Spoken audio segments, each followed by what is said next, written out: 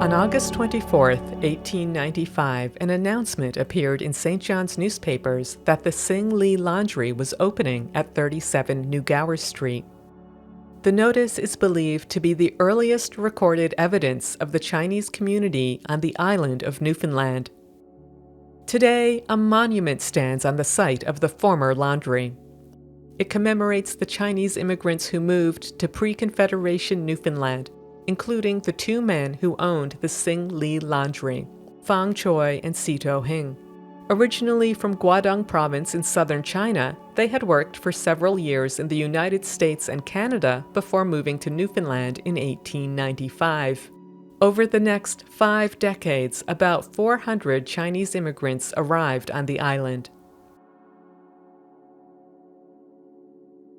Beginning in the 1890s, a small wave of Chinese immigrants from Guangdong Province settled on the island of Newfoundland, first in St. John's and then in other areas. Some were newcomers to North America. Others, like the owners of the Sing Lee Laundry, arrived after working for a period in Canada and the United States. Large-scale emigration from China to those two countries had begun in the 1850s.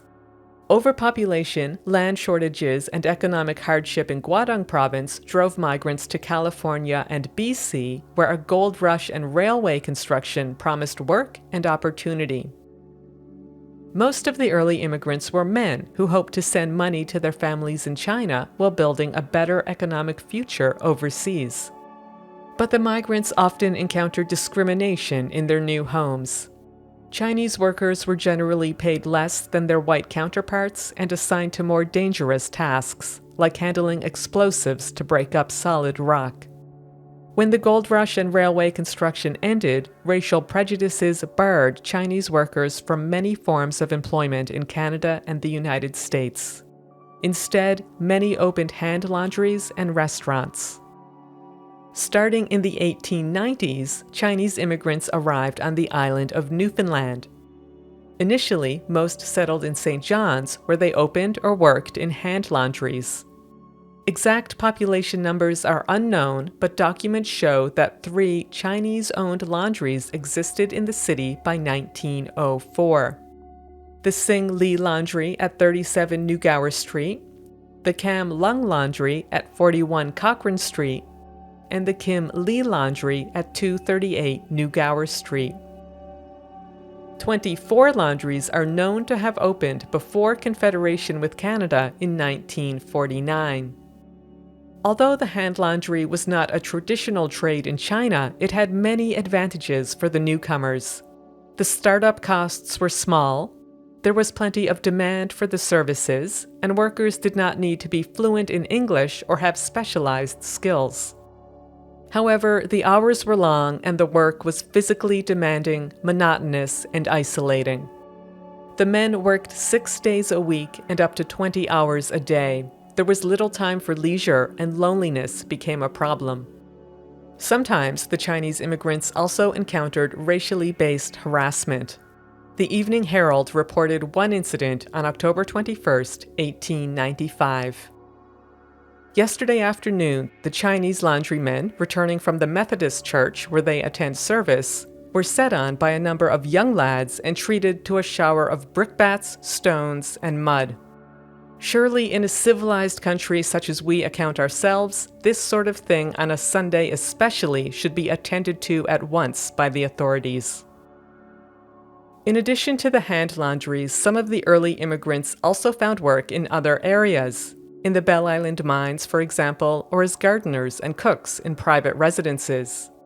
Each individual story is different, but 2 main factors likely drew the newcomers to the island at the turn of the 20th century. One was opportunity.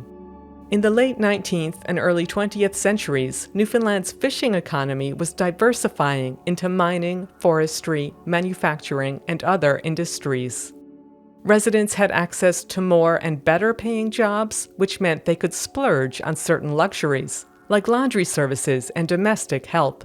This was especially true in St. John's, but also in areas that experienced a population boom because of the new industries, like Bell Island, Grand Falls, Corner Brook, and Buckins, to name a few. A second factor pulling Chinese immigrants to the island was the harsh and discriminatory legislation that existed in Canada and the United States, but not in Newfoundland, at least for the time being. In 1882, the United States banned Chinese laborers from entering the country under its Chinese Exclusion Act. Canada passed its own Exclusion Act 3 years later and imposed a $50 head tax on Chinese immigrants. No such legislation existed in Newfoundland, which became a destination for Chinese immigrants to North America. But the situation changed in the early 1900s. After Canada raised its head tax to $500 in 1903, the Newfoundland government drafted similar legislation. In 1906, it passed the Chinese Immigration Act, which imposed a $300 head tax on immigrants from China. No other group was required to pay a fee based solely on their country of origin. The act was rooted in discriminatory attitudes and in baseless fears that Chinese immigrants would take jobs away from local workers. The legislation remained in effect for 4 decades, from 1906 until Newfoundland and Labrador joined Canada in 1949. During that time, 384 Chinese immigrants are known to have paid the tax. It was the equivalent of about 2 or 3 years' salary for laundry workers at the time. The enormous burden of paying the tax had severe impacts on Chinese demographics and family life in Newfoundland. It meant that the immigrants were almost exclusively men. As the traditional breadwinners of the family, they were most likely to find work overseas. But it was virtually impossible for them to earn enough money to pay the multiple head taxes needed to bring over their wives and children. Instead, the men worked in Newfoundland and sent money to China. Some families remained separated for decades. That was the case for Frank Chin. He immigrated to Newfoundland in 1931, but had to wait more than 2 decades before his wife could finally join him in 1955. A few Chinese men married local women, like Charlie Dean, who is shown here with his daughter Joan, but most remained single or supported their spouses and children in China. At least one Chinese woman did live on the island before Confederation. Tam Ying arrived at St. John's in 1927 to join her husband, Ao Kim Lee. He owned the Dominion Cafe on Water Street, which had opened in 1922. At the time, the restaurant industry was just taking root on the island, thanks in large part to Chinese business people. Beginning in 1919, a string of Chinese-owned and operated restaurants opened in St. John's.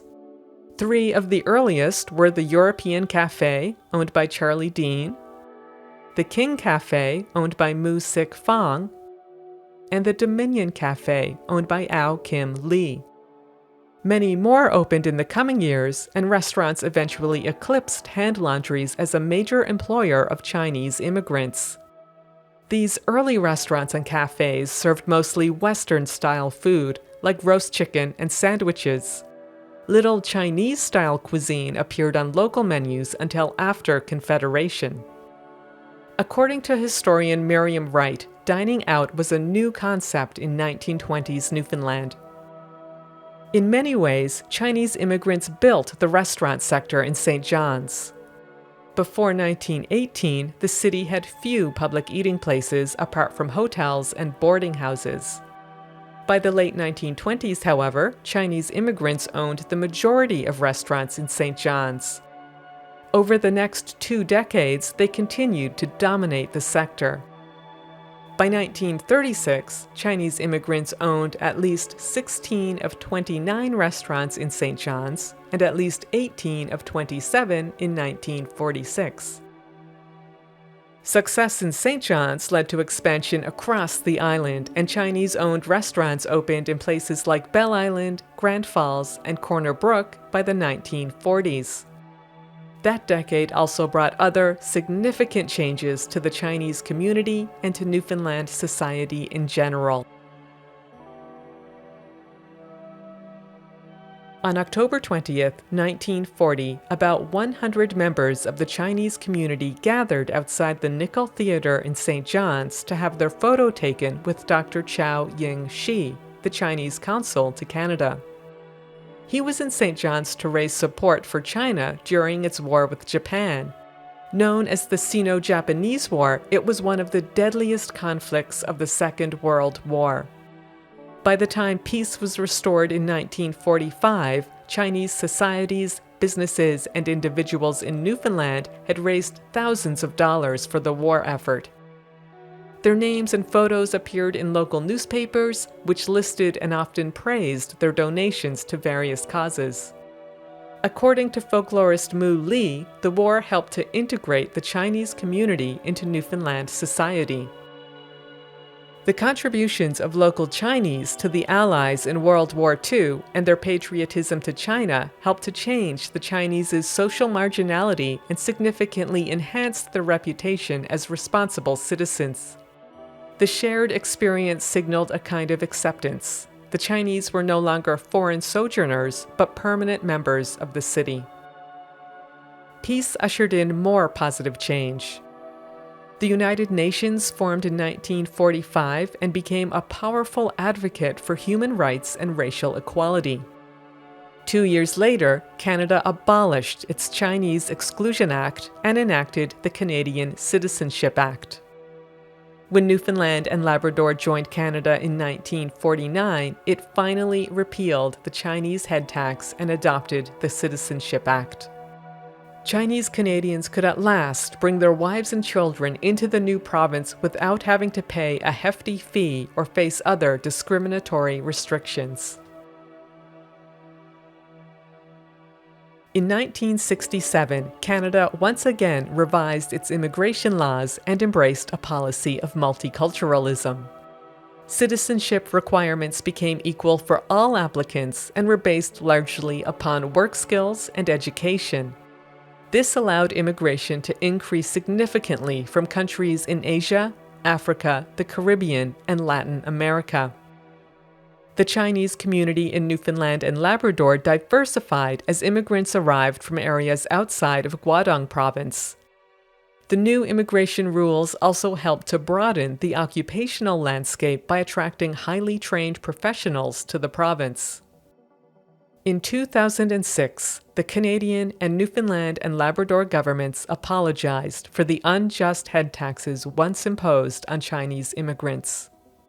4 years later, the Newfoundland and Labrador Head Tax Redress Organization installed a permanent monument in downtown St. John's to commemorate the early Chinese immigrants.